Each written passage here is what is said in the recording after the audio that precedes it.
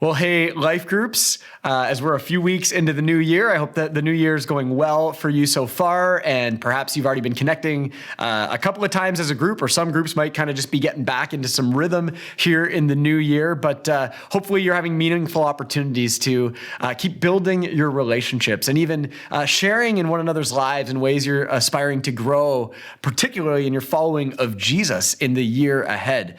And I'll also mention, if you think you could add anyone to your group and invite anyone in, we're always looking for more ways for people to get connected into this kind of experience, not miss out on the community and the care and the growth that can come through our life group. So perhaps you could let us know whether you are looking to invite someone in, or if you just meet someone around the community not in a group and you want to invite them in. That's actually usually way better. So I encourage you to consider doing that if you have some space for that in your group these days.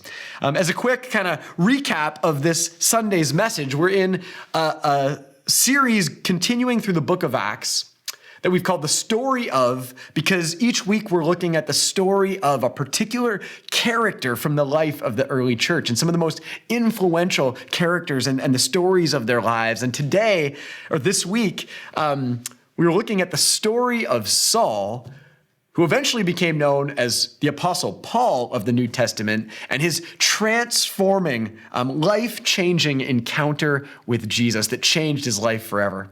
If you heard the message, or you've read through the passage, or if you will, you hear about how Saul actually was seeking to stamp out the Jesus movement.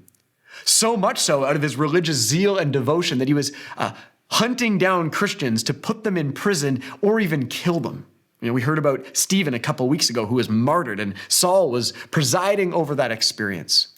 But because of his encounter with Jesus, that for him was quite dramatic on one hand, but then quite beautiful in the care and love of this disciple named Ananias in a part of the story as well, it completely transformed Saul's life to ultimately become the greatest messenger of the message of Jesus throughout all of church history. It's an incredible story, and one that I think we can learn from and consider how it impacts our stories as well.